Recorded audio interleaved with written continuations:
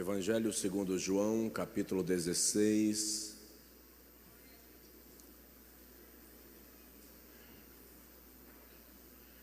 Versículo de número 33.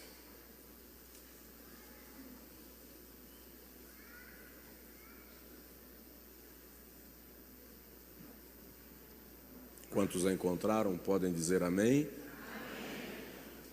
Tenho-vos dito isto, para que em mim tenhais paz.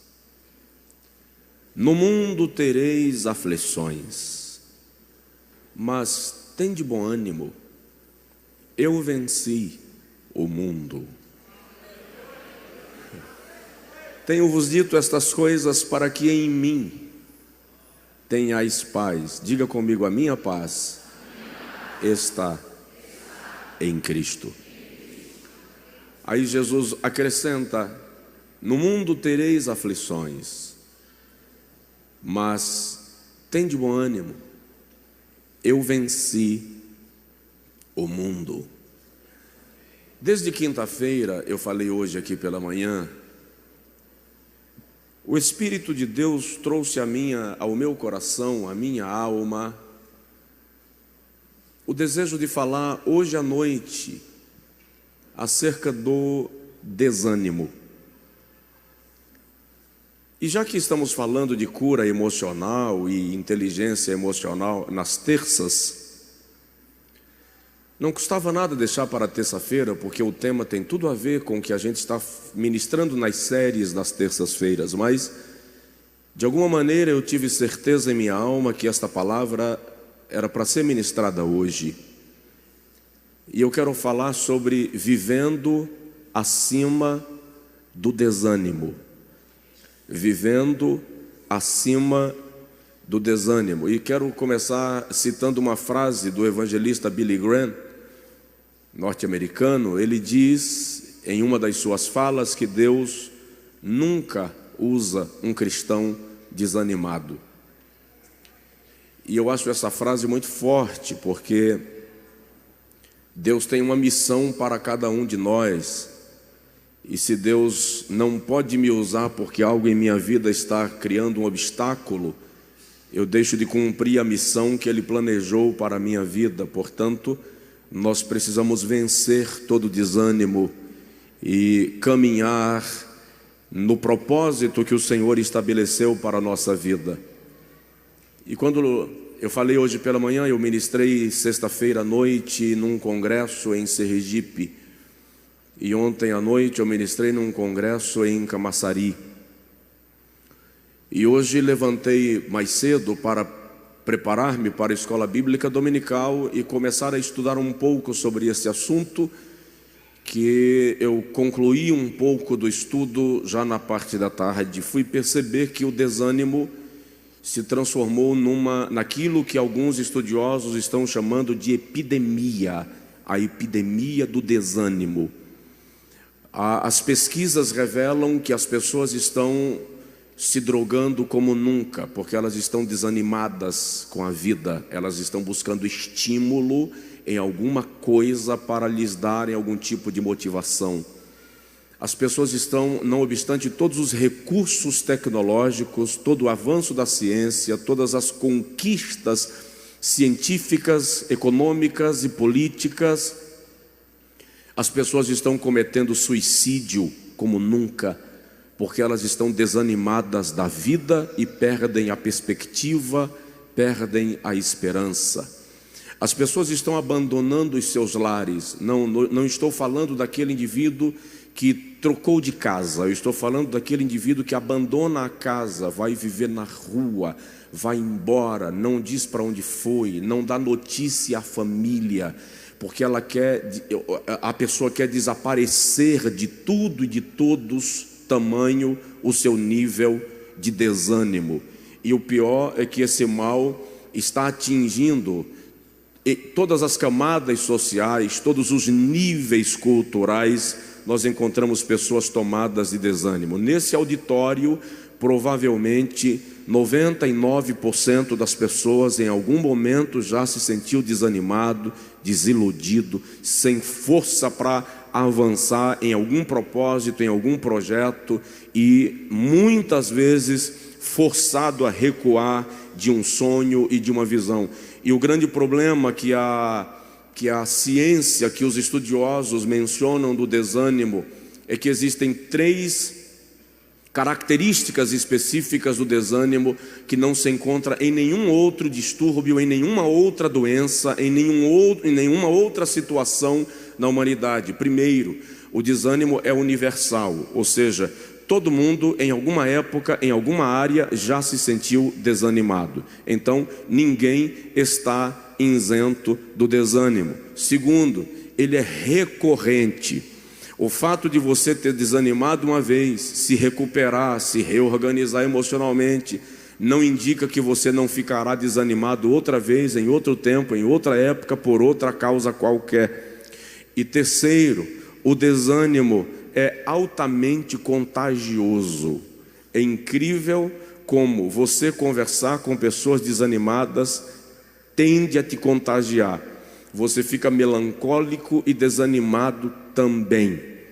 E o que é interessante, e por que falar disso para a igreja, já que nós temos a total convicção de que Deus está conosco, ninguém ouviu, nós temos a total convicção de que Deus está conosco, o Espírito Santo habita em nós, nós temos a promessa da vinda de Jesus.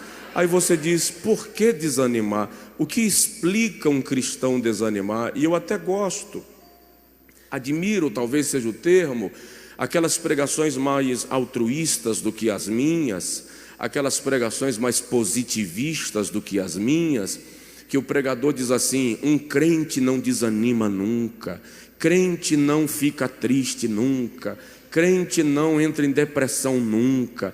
Eu acho legal tudo isso, e eu até gostaria que fosse verdade, porque aí nós já estaríamos no paraíso, querido. Mas o fato é que crente entristece, crente desanima, crente deprime, crente fica sem noite dormida ou fica sem dormir à noite, crente dá crise de choro. Eu já dei crise de choro em aeroporto, dentro de avião, dentro de ônibus, dentro de casa, até no púlpito eu já dei crise de choro. E eu sofri uma crise de choro uma certa feita tão violenta num púlpito, pregando numa convenção na Suíça, que eu precisei ser retirado do púlpito e levado para ser medicado. Por quê? Porque crente está sujeito a todas as agruras desta vida desafiadora. Ainda assim, vou repetir, Deus está com você, Deus está com a gente, e o Deus de Jacó é o nosso refúgio. Então, por que nós desanimamos? Desanimamos por causa das frustrações. Temos um projeto e de repente ele sucumbe e nós não realizamos ou não alcançamos aquilo que foi almejado. Desanimamos por causa das traições. Quantas vezes você investe num relacionamento, seja ele amoroso, profissional, social, de amizade, e daí você percebe que foi descalçado pelas circunstâncias imprevistas, e isso desanima. A gente desanima por de repente se sentir atropelado. Quantas vezes você tem um sonho acerca de um projeto e alguém vem e atropela você, passa por cima de você, e você desanima. Nós desanimamos porque oramos muito tempo acerca de uma coisa e Deus não trouxe a resposta, e às vezes a resposta que chegou não era a resposta que você esperava. Isso desanima, é meio desagradável. A gente desanima por investir num funcionário, por investir num obreiro muitas vezes, e depois que o indivíduo está pronto, ele vai embora, recebeu uma proposta melhor, não te dá a menor satisfação, e você desanima. Você diz assim, valeu a pena, para que tanto tempo investido? Tudo isso desanima.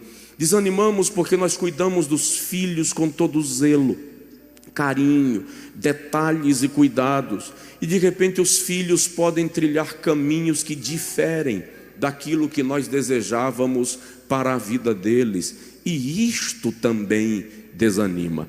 Se o irmão olhar a Bíblia Sagrada, vai perceber, e eu nunca tinha percebido quantos homens de Deus desanimados na Bíblia. Eu vou começar falando de Davi. Depois que Davi comete o seu delito com Batseba, e ele culmina o seu delito com o assassinato de Urias, porque aquilo foi um assassinato premeditado. Davi é tomado de tamanho desânimo e angústia, que ele chega a dizer no Salmo 39, enquanto eu silenciava, enquanto eu meditava, enquanto eu refletia, os meus ossos apodreciam dentro de mim. No Salmo de número 51, ele chega num nível de desânimo tão violento, que ele diz assim: Senhor, não retires de mim o teu Espírito Santo, torna a dar-me a alegria da tua salvação. Lava-me com hisopo e serei puro, purifica-me e serei purificado. Aquela poesia de Davi é a expressão de um coração desesperado porque perdera a comunhão de Deus. Não bastasse a culpa que Davi carrega nos seus ombros pelo delito cometido, ele está sendo corroído pelo desânimo, corroído pela angústia. Um outro homem extremamente desanimado na Bíblia, detalhe, eles são heróis da fé, tá? Eles estão lá em Hebreus capítulo 11, Gideão. Quando o anjo chega para Gideão no capítulo 6 de Juízes, e o anjo diz a Gideão assim: o Senhor é contigo, varão valoroso. Versículo 12, Gideão diz: ora, se o Senhor é comigo, por que me sobreveio tão grande mal? Por que os midianitas estão assaltando a nossa terra e impondo sobre nós tamanha miséria, tamanha fome?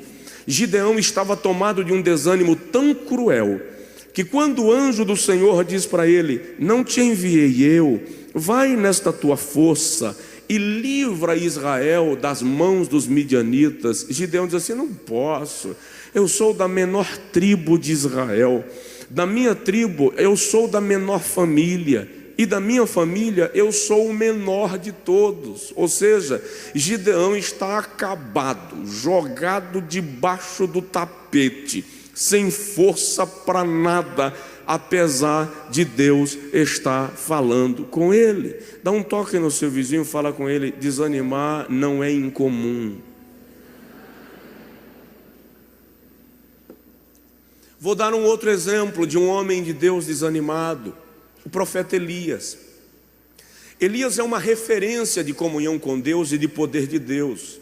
Ele é um dos poucos profetas citado mais de uma vez no Novo Testamento. Tiago chega a dizer, aliás, Tiago chega a fazer menção da autoridade de Elias, quando ele diz para não chover e não chove, depois ele diz para chover e chove. Mas vem Tiago mesmo e diz assim: Elias era homem sujeito às mesmas paixões que nós. Elias desafia 400 profetas de Baal, 450 profetisas de Azera. Ele ordena, ele ora para que venha fogo do céu, e o fogo desce do céu.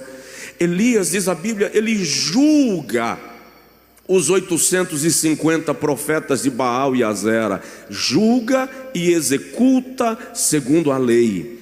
Mas quando Jezabel manda um bilhete para Elias, dizendo assim: amanhã os deuses me façam o dobro, se eu não tiver a tua cabeça numa bandeja, Elias desanimou. Por que Elias desanimou? Porque depois de um avivamento daqueles, Elias imaginou que todo Israel ia se converter a Deus. Elias imaginou que ele seria aclamado em Israel como homem de Deus. Elias esperou que a sua popularidade crescesse de maneira extraordinária no território de Israel. No entanto, terminou a festa, todo mundo voltou para a sua casa, para os seus deuses, e Jezabel agora está no encalço de Elias.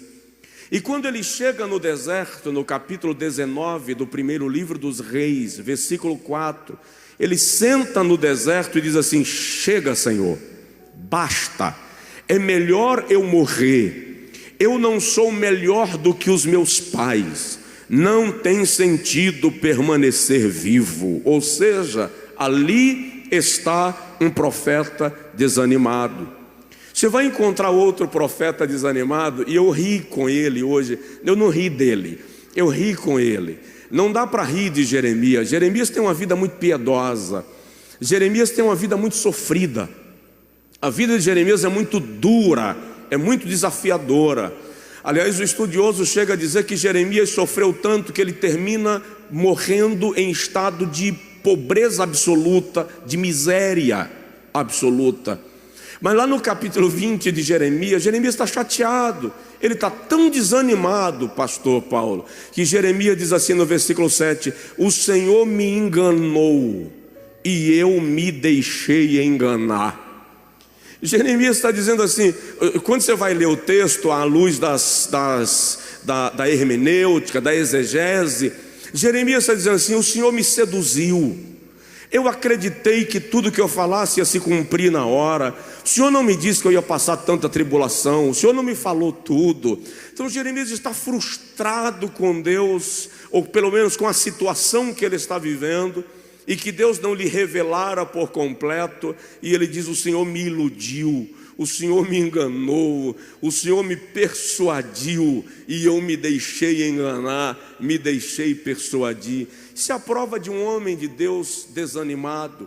Se você está desanimado daquilo que você faz na vida secular, desanimado na sua casa, desanimado no seu ministério, você não é uma exceção. Você faz parte de um grupo de pessoas que são normais, que cansa, que se frustra. Mas a minha palavra da parte de Deus para a sua vida esta noite é que você pode suplantar a onda do desânimo. Você pode passar por cima da nuvem do desânimo e reencontrar forças para caminhar e vencer. Quer ver? Um diagnóstico que nunca termina, que nunca conclui, um tratamento que nunca se dá por definido, isso desanima. Jonas pregou para Nínive inteira. Irmão, presta atenção, Jonas era para ser o pregador mais feliz da Bíblia. Jonas é o único pregador na Bíblia Sagrada que prega e uma cidade inteira se converte. Presta atenção, Jonas é o único pregador na Bíblia que quando termina de pregar, a cidade inteira se converteu. Detalhe, desde o rei até os animais. Porque o rei decretou jejum até para a vaca, para a ovelha, para o animal que estava no estábulo. É uma conversão geral em Nínive, por causa da pregação de Jonas. Só que uma das coisas que eu tenho dito é que, para pastores, quando eu falo para pastores, é que cansaço é um grande inimigo do ministério de qualquer homem. Apesar do sucesso da pregação de Jonas, Jonas senta na parte alta da cidade e fica esperando Deus tacar fogo em Nínive e matar todo mundo. Quando Deus não faz o que Jonas quer, ele faz assim: é por isso que eu não queria vir, porque eu sabia que o Senhor é Deus compassivo e misericordioso, e quando eu pregasse e esse bando de ninivitas se arrependesse, o Senhor não ia mais destruir esse povo. Aí Jonas diz assim: chega, Senhor, eu quero morrer. Olha o nível de desânimo de Jonas depois de uma pregação que converte uma cidade inteira. Eu não estou falando do camarada pregar e virem à frente 10 pessoas, 15, 30 pessoas. Eu estou falando de uma capital. Nínive tinha aproximadamente 600 mil habitantes naqueles dias, portanto, uma feira de Santana. E quando Jonas termina de pregar, a cidade inteira se converteu. Mas o desânimo é tão grande que Jonas está frustrado com o resultado da sua pregação. Provoca aí seu vizinho, fala com ele: cuidado com o desânimo, ele tira a tua visão. O desânimo tira a tua visão do resultado. O desânimo tira a tua visão do sucesso adquirido, da conquista alcançada. E é preciso vigiar acerca disto. Eu consigo perceber o Senhor Jesus, eu não vou usar o termo desanimado em relação a Jesus, mas há um momento que você percebe um cansaço no mestre. Em Lucas capítulo 9, versículo 41, Jesus diz assim: ó geração incrédula, até quando eu terei que vos suportar? Jesus está demonstrando um cansaço com o povo da sua época. Ele está dizendo: eu já caminhei sobre o mar, eu já levantei paralíticos, eu já purifiquei leprosos, eu já curei enfermos, eu já libertei endemoniados, e vocês ainda não creem. Vocês já comeram o pão que eu multipliquei, e vocês ainda não creem. Até quando eu terei que suportar essa vossa incredulidade? Isso é uma expressão de frustração com a incredulidade do seu povo. No outro momento, em Mateus 23, 37, Jesus diz: olha para Jerusalém que acabara de lhe rejeitar, Jerusalém que acabara de descrer da sua mensagem e que se organiza na sua cúpula para persegui-lo. E ele diz assim: Jerusalém, Jerusalém, que matas os profetas e apedrejas os que a ti são enviados, quantas vezes eu quis te ajuntar, como a galinha junta sobre suas asas os seus pintalhinhos, e tu não quisestes. Jesus está demonstrando ali a sua inquietação com um povo que não compreende o evangelho que ele estava pregando, a proposta de Deus para aquele povo enquanto nação. E ele lamenta o estado daquele povo. Não deixa, num sentido genérico da palavra, de ser uma expressão de desânimo. E um dos momentos mais tristes da Bíblia está na vida de Paulo. Depois de estabelecer igrejas em toda a Ásia e Europa, depois de estabelecer igrejas em Corinto, Tessalônica, Éfeso, pastorear Roma, depois de formar líderes, implantar líderes e formar pastores, Paulo é preso e está prestes a morrer. E ele escreve para Timóteo um momento triste da sua vida. Na segunda carta, capítulo 4, versículo 16, ele diz assim: na minha primeira defesa, ninguém compareceu comigo ao tribunal, todos me abandonaram. Imagine um homem como Paulo, que formara igrejas, que formara obreiros, e que agora está sendo julgado, e é nesta audiência que ele é sentenciado à morte. E Paulo está de frente para o juiz, o júri, e antes de ditar a sentença, Paulo olha para trás para procurar algum dos seus filhos na fé, para procurar algum dos seus irmãos em Cristo, e ele diz: ninguém compareceu, todos me abandonaram. E o detalhe, a história diz que quando Timóteo chega, atendendo um convite de Paulo, porque Paulo diz assim: procura vir ter comigo depressa. Quando Timóteo chega, Paulo já havia sido executado, morreu sozinho. Isto desanima. Mas eu quero lhe falar algo sobre o desânimo. Eu quero lhe trazer uma lição bíblica sobre como suplantar o desânimo. Eu quero lhe trazer uma orientação bíblica de como passar por cima da onda do desânimo e sair daqui de cabeça erguida para uma semana de vitória. Dá um toque de leve no seu vizinho e diz para ele assim: você vai ter uma semana de vitória. Você vai ter uma semana de vitória. Aleluia. Então, o primeiro segredo para você viver acima do desânimo, lá vai e é uma pancada, é uma porretada. Primeiro segredo para você viver acima do desânimo: não dê ouvidos a pessoas medíocres. Não dê ouvidos a pessoas medíocres. Por quê? Porque pessoas medíocres só se satisfazem quando te colocam para baixo. Existem pessoas que só ficam bem quando colocam alguém para estar mal. Eu vi a frase de um pensador hoje à tarde que eu achei interessante. Ele diz que mentes pequenas discutem pessoas, Mentes medianas discutem eventos e fatos. Mentes grandes discutem ideias. Pessoas pequenas tomam tempo falando da vida alheia. Pessoas pequenas precisam jogar lama na vestimenta de alguém para se sentir limpo.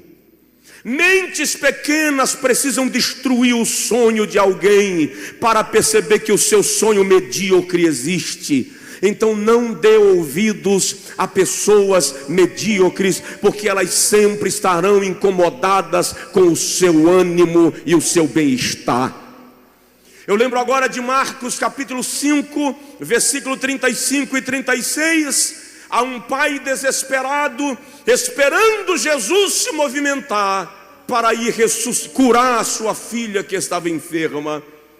Enquanto Jesus para dar assistência a uma mulher que tinha um fluxo de sangue ininterrupto, e a mulher é curada, chegam algumas pessoas e dizem para Jairo assim: para de incomodar o mestre, a tua filha já morreu, não tem mais jeito. Jesus olha para Jairo e diz: não temas, crê somente. Se você ouvir pessoas medíocres, você para de esperar o mestre. Se você ouvir pessoas fatalistas, você para de sonhar. Se você ouvir pessoas amargas, você perde a esperança. Mas a palavra de Jesus para a tua alma nesta noite é: não temas, crê somente. Não temas, crê somente. Diz aí para o teu vizinho: não temas, crê somente. Aleluia, glória a Deus.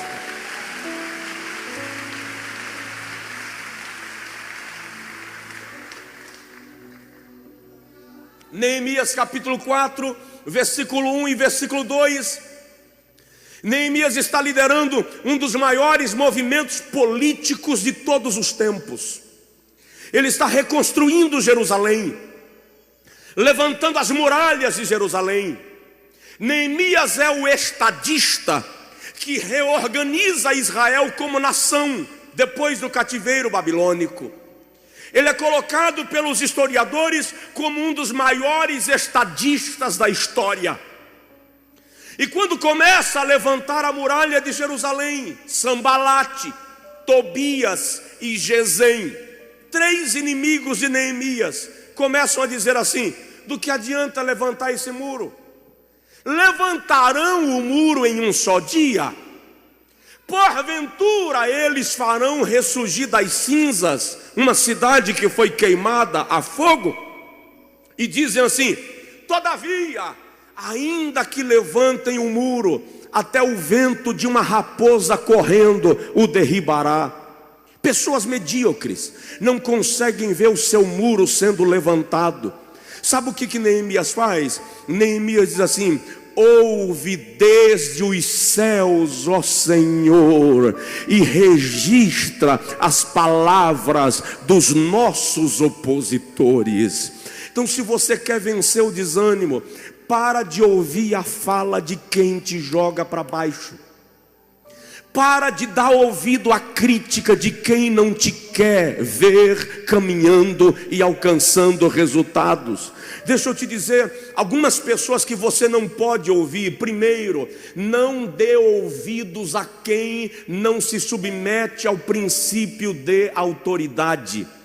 Quem não se submete a princípio de autoridade não reconhece o comando de Deus em sua vida, nem o comando daqueles que o Senhor colocou como autoridade sobre si. Segundo, e essa aqui é muito séria também, tanto quanto a primeira: não dê ouvidos a quem tem inveja de você. Eu vou repetir: não ouça quem tem inveja de você. Diz aí para o teu vizinho: não dê ouvidos a quem tem inveja de você. Não ouça quem não ouve a voz de Deus. Eu vou repetir: não ouça quem não ouve a voz de Deus. A questão é a seguinte: ei, a quem você está ouvindo? Quais são as palavras das quais você se alimenta? Deixa eu te dizer, mas alguém que você não deve ouvir: não ouça quem coloca em dúvida as promessas de Deus em tua vida. Vou repetir: não ouça quem coloca em dúvida as promessas de Deus em tua vida. Então não ouça pessoas medíocres. Provoca seu vizinho e diz para ele assim: se for necessário, muda de companhia. Uma pesquisa norte-americana revelou, olha só, uma pesquisa norte-americana revelou que você é a média dos seus 5 melhores amigos. Significa que está na hora de você descobrir, faz uma análise de quem são seus 5 melhores amigos e você vai encontrar um diagnóstico de quem você é. Às vezes é preciso mudar de companhia para não ficar medíocre, mas não ouça gente que não quer que você vença. Não ouça pessoas que te achatam, que te colocam para baixo. Eu falei aqui outro dia, quando Jesus chegou na casa de Jairo para ressuscitar a filha de Jairo, a primeira coisa que ele fez foi mandar as carpideiras irem embora. Por quê? Não queira perto de você quem precisa da sua dor para fazer a feira. Deus não quer parasitas sugando a sua energia. Levante e vença, porque Deus está com você para te fazer vitorioso. Aleluia! Então, primeiro segredo para viver acima do desânimo: não ouça pessoas medíocres. O segundo, relembre os seus triunfos e conquistas. Não deixe esse problema lhe desanimar agora. Olha para trás e veja quanto território percorrido. Veja o que você já alcançou. Veja o que já foi construído. Neemias capítulo 1, versículo 8 até o versículo 11. Quando Neemias vai orar acerca de Jerusalém, a sua oração a Deus é: lembra-te, Senhor, do que prometestes ao teu povo. E se o irmão lê a oração de Neemias, ele começa a discorrer sobre a trajetória da saída do Egito, a trajetória do êxodo, a travessia do mar, a chegada na terra prometida. Neemias faz da sua oração um relatório daquilo que Deus já fez. Um dos problemas do desânimo é que a gente perde a visão do que já alcançou. A gente perde a visão do que já foi feito. Vou dar um outro exemplo. No Neemias, capítulo de número 6, versículo de número 10 até o versículo 13. Neemias diz assim: construímos o muro até a sua metade.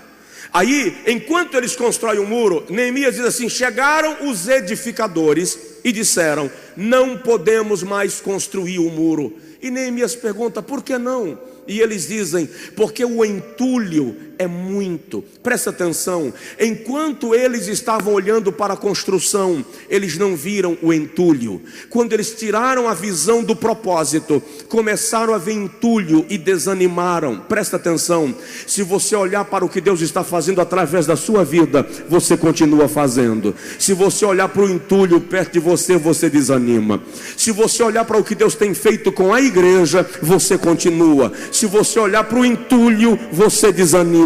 Minha palavra para a sua vida nesta noite é: tira o teu olhar do entulho e olha para o muro, olha para a construção. Veja o que Deus já fez na sua vida. Não se perca com o entulho, porque a construção vai se completar e Deus vai usar você. Aleluia. Relembre suas conquistas. Relembre suas conquistas. Relembre as suas vitórias. Olha Davi. Quando o rei diz a Davi: você não pode ir lutar contra Golias, você é um menino. Davi diz assim: o leão veio contra o rebanho do meu pai e eu matei o leão. Veio um urso e eu o afugentei. Assim será com esse incircunciso que blasfema do Deus de Israel. Davi não olhou para o tamanho do gigante, ele olhou para o urso e para o leão como treinamento. E ele diz assim: o Deus que me livrou da mão do leão, da garra do leão, o Deus que me livrou das garras do urso, é o Deus que me livrará da espada desse incircunciso filisteu. Recebe essa palavra profética. O Deus que te trouxe até aqui é capaz de te levar adiante. O Deus que te fez vencer batalhas anteriores é capaz de te vencer batalhas que estão por vir. Deus está contigo para te dar vitória. Anima o teu coração, anima o teu coração, anima o teu coração.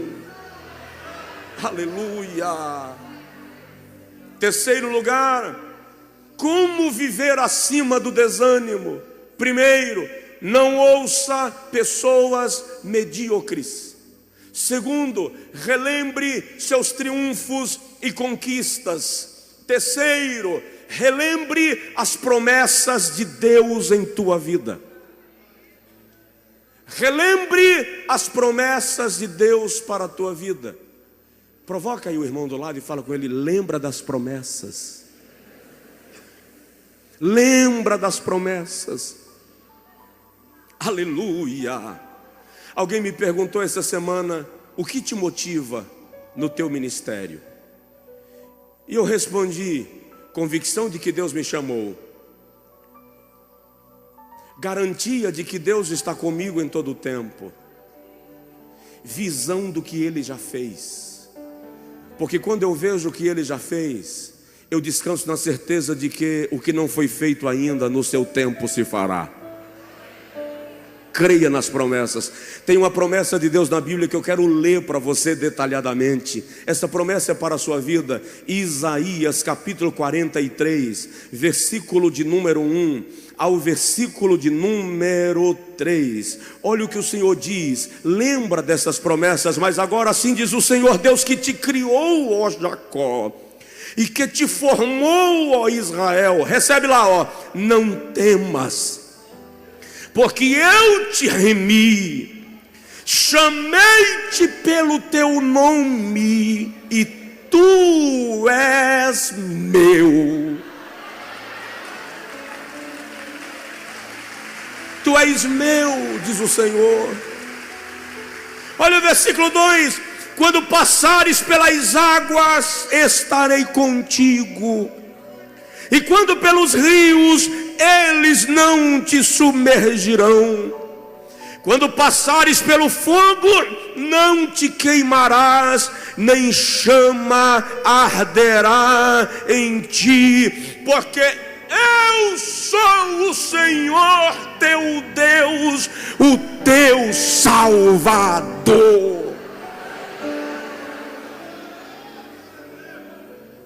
E se você tiver dúvida, aí você vai lá para o versículo 26, quando ele diz assim: procura lembrar-me, entra em juízo comigo, mostra-me as tuas razões, para que te possas justificar. Eu já falei desse versículo aqui diversas vezes. Deus está dizendo: quando você vier conversar comigo e argumentar comigo, faça menção do que eu lhe prometi, resgate as promessas, faça uma oração com base naquilo que eu já lhe prometi, confie no que eu já te disse, apresente no meu altar com argumentação as suas razões, e você verá que a minha resposta virá ao teu encontro. Aleluia. Lembra das promessas de Deus. Aí veja só, Paulo escrevendo aos Coríntios na segunda carta, capítulo de número 1, versículo 20, diz assim: porque tantas quantas são, ou tantas quantas promessas há de Deus, nele tem o sim, e por ele o amém, para a glória de Deus por nosso intermédio. Eu vou repetir que é para você entender, e eu vou repetir bem pausadamente. Paulo está dizendo assim: porque tantas quantas forem as promessas de Deus, elas têm nele o sim, a garantia, e por ele o amém, a confirmação, a certeza, para a glória de Deus por nosso intermédio. Vença o desânimo. Quem está desanimado, levanta a mão. Não, tem gente desanimada. O Senhor vai te animar. O Senhor vai te fazer saltar por cima da muralha do desânimo. Você vai surfar na onda do desânimo. Deus vai te projetar acima daquilo que te desanima. Em nome de Jesus. Amanhã, quando alguém chegar com aquele prognóstico ruim, com aquela cantiga de quem morreu e não caiu, você diz para o cara assim: não precisa nem chegar no refrão, termina a cantiga, porque ontem eu ouvi uma palavra que me diz que eu não posso te ouvir, que tu é medíocre. Começa a cortar essas mensagens que te derrubam, que te tiram a esperança. Rejeita isso. Comece a lembrar do que Deus já fez na sua vida. Comece a lembrar das promessas de Deus para a sua vida. Você vai sair daqui nesta noite fortalecido no Senhor, animado no Senhor, certo de que aquilo que Deus fez, Ele vai fazer cumprir na sua vida, porque Ele é Deus. Estou terminando. Quarto lugar. Se você quer viver acima do desânimo, se você quer suplantar o desânimo, mude de atitude. Tem algumas coisas na nossa vida que a gente precisa repensar. Juízes, capítulo de número 6, versículo de número 12, até o versículo de número 16. O anjo aparece a Gideão. Irmão, presta atenção. Quem apareceu a Gideão? Olha para mim. Se um anjo te aparecer, você fica com cantiga de quem morreu e não caiu? É um anjo, irmão. Gideão estava tão desanimado que o anjo aparece e diz assim: o Senhor é contigo, varão valoroso. Aí Gideão fala assim: se o Senhor é comigo, por que eu estou assim nessa miséria? Aí o anjo diz assim: o Senhor não já te mandou? Vai e livra Israel da casa da servidão. Aí Gideão diz assim: não posso, eu sou o menor da casa de painho, eu sou o mais novo. Gideão estava tão desanimado que nem o anjo consegue provocá-lo. É tão forte a presença do anjo que Gideão traz um cabrito, coloca na pedra, o anjo toca com a espada e o fogo da espada queima o sacrifício de Gideão. O que o anjo estava dizendo era: vai nessa tua força, ou seja, desenterra a energia que você sucumbiu no desânimo. Sai desse marasmo, Gideão. Levanta, Gideão, o Senhor é contigo. É interessante que o anjo aparece no versículo 12 dizendo: o Senhor é contigo, varão valoroso. O texto literal é: o Senhor é contigo, grande guerreiro. O anjo reconhece em Gideão um soldado, mas Gideão não consegue olhar para si e ver o soldado que Deus estava vendo. Tamanho o seu desânimo. Então, em nome de Jesus, agora, hoje, mude a sua cantiga, mude a sua melodia, mude a sua atitude. Para de cantar derrota na tua vida. Para de cantar derrota na tua empresa. O Brasil está em crise, ninguém vai sair dessa sepultura. Para com isso, irmão. Você é profeta de Deus. A palavra do Senhor está na tua boca. Deus vai nos tirar da cinza. O Brasil vai ser erguido, sim. E aqueles que vencerem a batalha verão.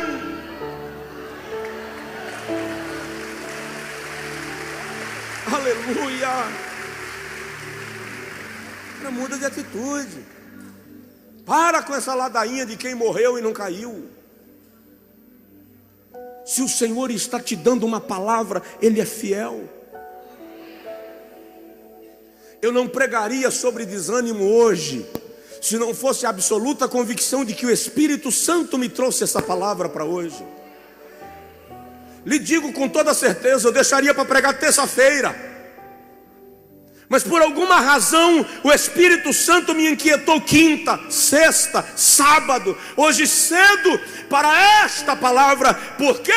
No mínimo, porque o Senhor quer que você comece a semana com outra cabeça, com outra visão, com outra expectativa, com outro posicionamento. Você vai vencer. Provoca o vizinho e diz para ele: mude de atitude.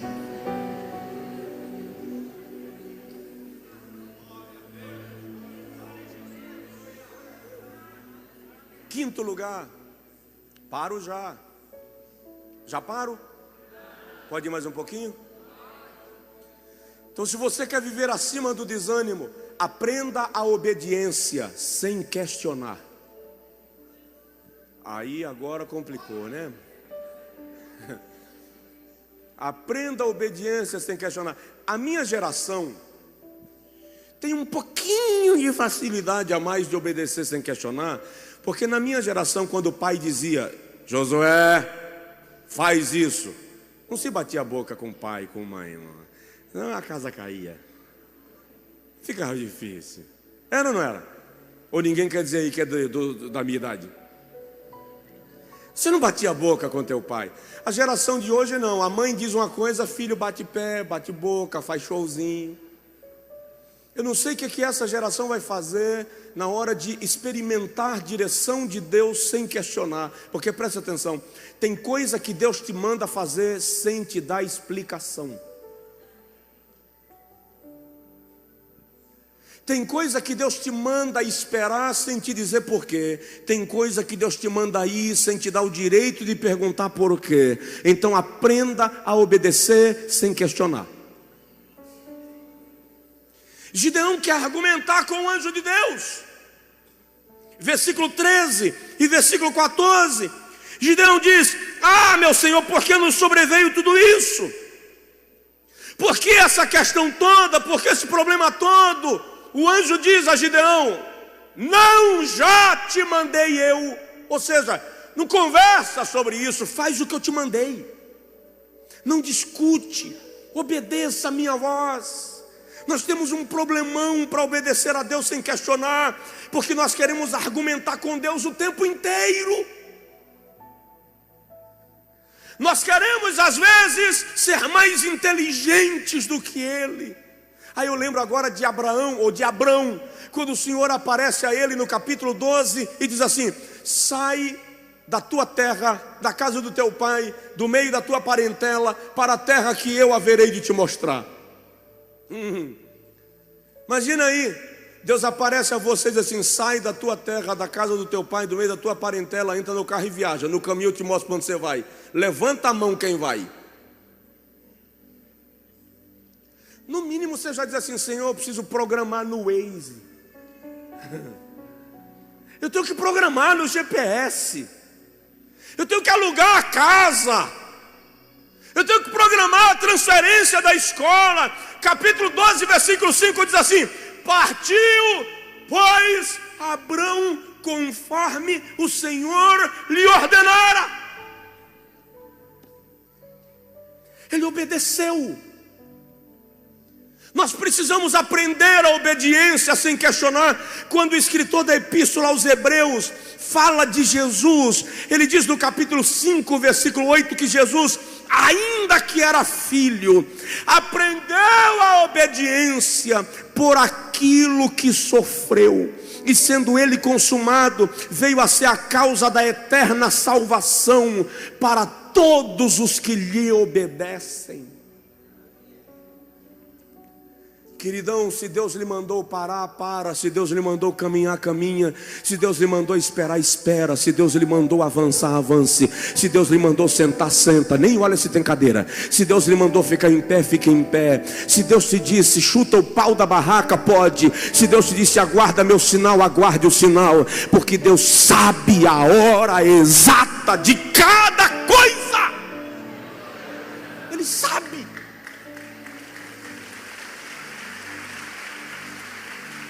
Então, para viver acima do desânimo, você precisa ter absoluta convicção de que aquilo foi Deus quem direcionou.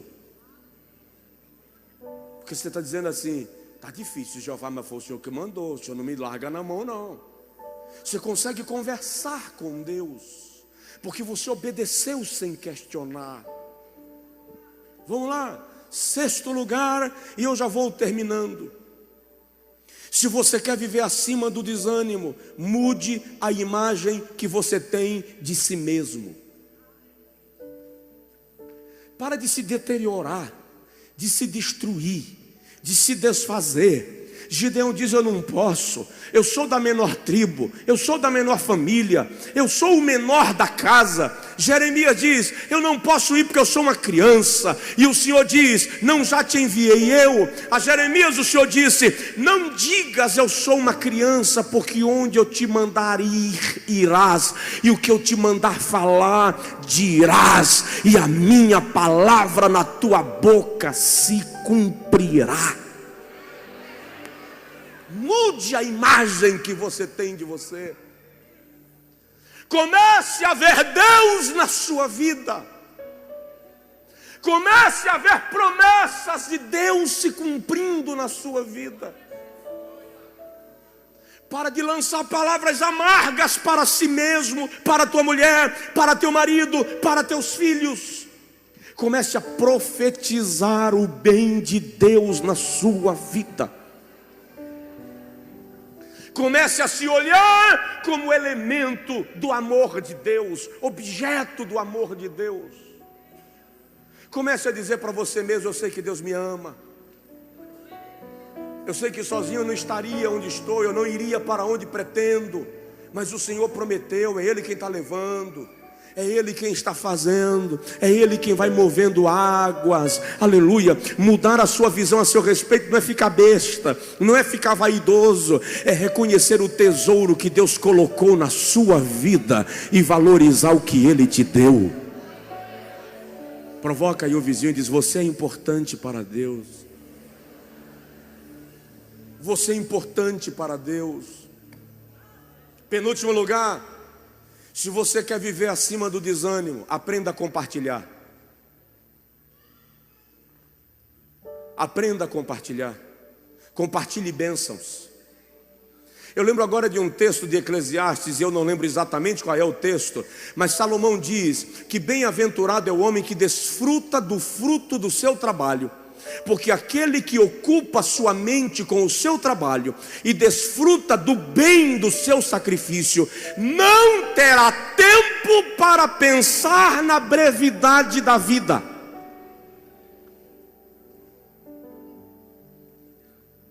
Aquele que desfruta do bem que Deus lhe deu, não terá tempo para pensar na brevidade da vida. Elias chega na casa de uma viúva.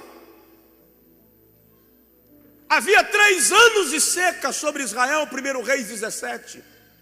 E a viúva está catando alguns gravetos. E Elias aparece e diz assim: dá um pouco de água. E a mulher levanta e vai buscar água. E antes dela chegar no pote, quase ninguém conhece essa expressão aqui. Antes dela chegar no pote, Elias diz: faz um bolo para mim. E a mulher diz assim: ah, meu senhor, só tem um resto de farinha na botija, um resto de farinha na panela e um resto de azeite na botija. Eu estou catando os últimos gravetos para fazer um bolo para mim e para o meu filho, o último bolo, a fim de comermos e morrermos. Elias olhou para ela e disse assim: faz um bolo primeiro para mim, depois um para ti e para o teu filho. Fala a verdade. Vem cá, fala a verdade. 3 anos de seca. O cara cai de paraquedas no teu quintal e pede água. Você vai querer dar um cascudo nele. Mas aí quando você tem a boa vontade de buscar água para ele, ele diz assim: faz um bolo para mim. Você não sabe quem é o indivíduo. Aí você diz assim para ele: queridão, só tem um resto de farinha na panela e um tiquinho de azeite na botija, e eu estou catando os últimos gravetos para fazer o último bolo para mim e para o meu filho. Para quem? Para o meu filho, a fim de que comamos e morramos. Aí o desconhecido diz assim: faz um bolo primeiro para mim, depois você faz para você e para o teu filho. Fala a verdade, quem atenderia a esse pedido? Levanta a mão. É só o que fazer, rapaz. Não sei quem é você. Eu estou te dizendo que eu estou tentando dar mais um dia de vida para o meu menino, e você quer que eu faça um bolo primeiro para mim, para você? Ela foi lá e fez, e trouxe o bolo para Elias. E eu consigo imaginar o olho comprido do menino, olhando para o bolo do profeta e dizendo: é verdade, já era meu bolo. E o profeta diz assim: o Senhor diz: vai e faz um bolo para ti e para teu filho, porque o azeite da botija não secou e a farinha da panela não acabou, até que venha chuva sobre a terra.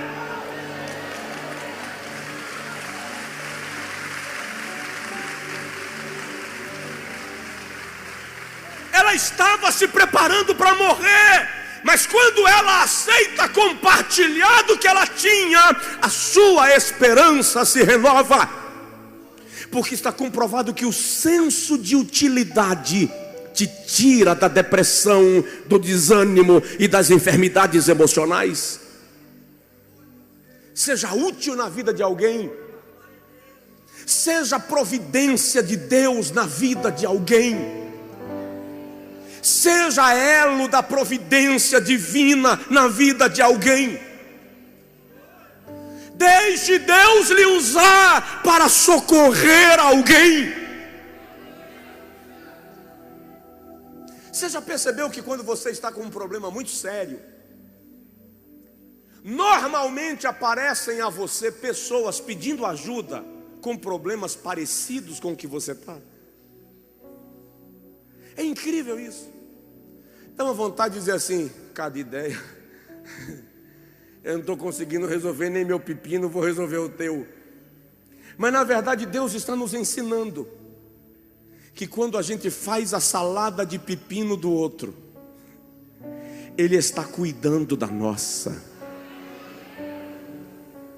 No milagre da multiplicação dos pães, Jesus ensinou que enquanto os apóstolos estavam alimentando a multidão, Ele já estava cuidando de encher os cestos que abasteceria os apóstolos.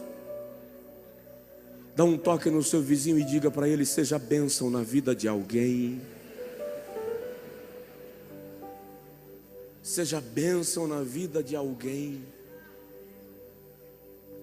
Eu tenho encontrado pessoas Brasil afora, e ela diz assim: pastor, por causa da pregação tal, Deus me livrou do suicídio. Eu estive com um pastor outro dia, encontrei num aeroporto fora do país. Ele é um grande líder no mundo, e ele diz assim: por causa de uma pregação sua, eu saí de um estado de depressão profunda. Eu apagava por dias e não acordava, e a pregação ficava repetida, insistentemente sendo repetida, e eu levantava. E ele disse: eu fui me erguendo do meu estado de depressão por causa daquela pregação que Deus te usou para impactar a vida de muita gente. E ele disse: e eu estou aqui porque o Senhor me ergueu.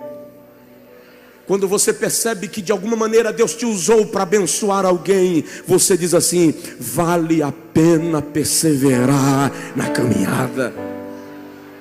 Então deixa eu te explicar, ainda que ninguém tenha te dito ainda que você foi uma bênção na vida dele, presta atenção: Deus já te usou para socorrer alguém. Você não viu, você não percebeu, mas por tua instrumentalidade, Deus tirou alguém do buraco. Quantas vezes Deus usou pessoas para me tirar da valeta da solidão, da desesperança, da depressão. Compartilhe, seja útil. Provoca o vizinho e fala com ele assim: seja útil. Abençoe a vida de alguém. Fica de pé, por favor, quem puder. Abençoe a vida de alguém.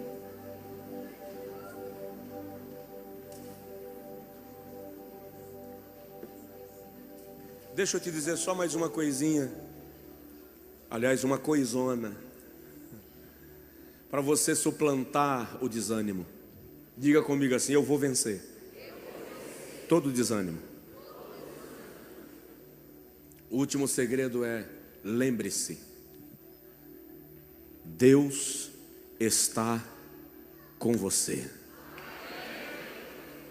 Deus está com você. Em Josué capítulo 1 e em Hebreus capítulo 13, o Senhor diz assim: não te deixarei, nem te desampararei. Não lembro.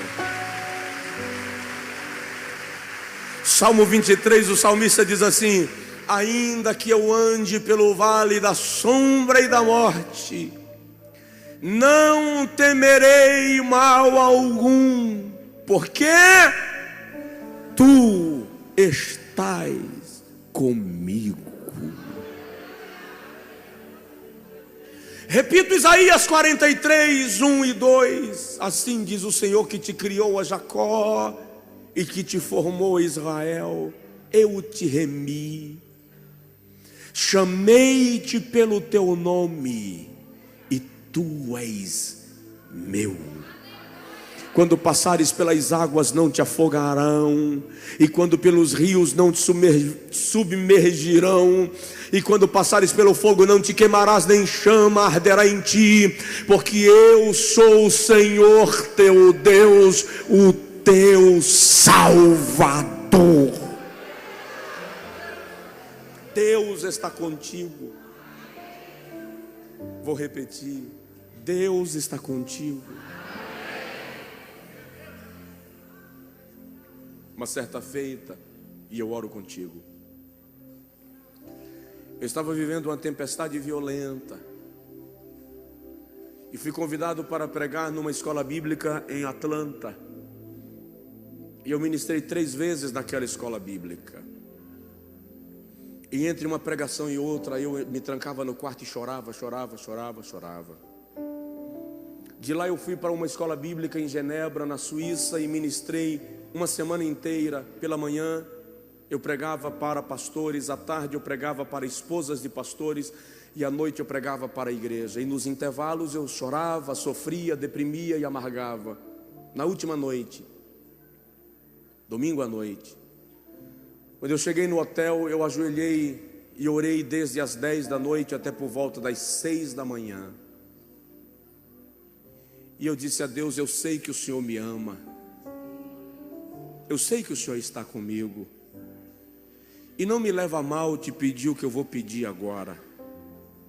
Me dá pelo menos um sinal de que o Senhor está comigo. Levantei da oração, do choro, do pranto, me ajeitei e fui para o aeroporto. Eu ia viajar de Genebra para Nova York, São Paulo, 10 horas de voo cada trecho. Quando eu cheguei no aeroporto em Genebra, eu falei com o atendente da companhia aérea: me dá um assento na janela ou no corredor. Eu não queria sentar no meio. Eu imaginei, no estado que eu estou, um russo do meu lado esquerdo e um alemão do lado direito. Eu acabo de morrer. Se eu sentar no canto, pelo menos eu me isolo. E o funcionário da companhia aérea falou assim: só tem meio, serve, bem europeu. Só tem meio, serve. Eu disse: serve, eu quero ir embora. Eu estava mal. E ele me entregou o meu cartão de embarque, classe econômica. E quando eu cheguei no portão de embarque, a minha passagem era classe econômica, mas quando ele me entregou o cartão, eu vi lá classe executiva. E eu pensei comigo: ele errou. Minha classe econômica. Ele fez o meu check-in na executiva. Eu não vou dizer para ele, porque eu não vou perder a chance de ir numa executiva. Uma classe executiva perto da econômica chega assim, é desmerecedor. Quando eu cheguei na hora da fila do embarque da classe executiva, que eu entreguei meu cartãozinho, a maquineta rejeitou meu cartão. A casa caiu. Devolveu. Quase o aeroporto desaba na minha cabeça. Eu falei, é verdade.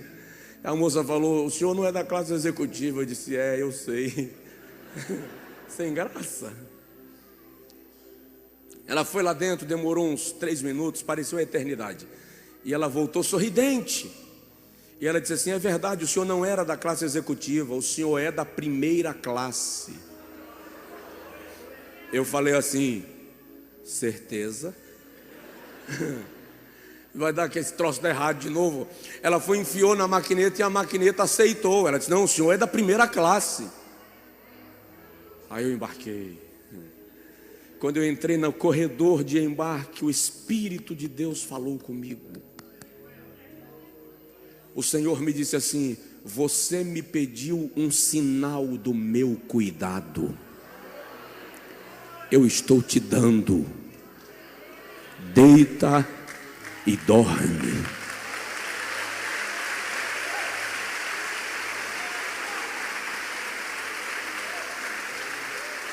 Eu dormi antes do avião decolar. Acordei com a aeromoça tirando meu sapato e minha meia para colocar uma meia de lã. Transformou minha poltrona numa cama e me cobriu com um cobertor aquecido. 9h20 depois eu acordei com um anúncio de pouso em Nova York. O que eu estou te dizendo é que Deus está contigo e trata de te amar nos menores detalhes. Até naquilo que parece que não é necessário, Deus está cuidando de você e vai te abrir um novo caminho, uma porta, um milagre, uma nuvem de Deus repousará sobre a tua vida para te fazer descansar. Ei, rabagarra, elevar, xuriei, baraganaha. Hoje você vai deitar e vai dormir. E amanhã você vai acordar com ânimo, cabeça erguida, cabeça erguida, cabeça erguida. Diga comigo, em paz me deitarei. Repete, em paz me deitarei e dormirei, porque só o Senhor me faz descansar em segurança.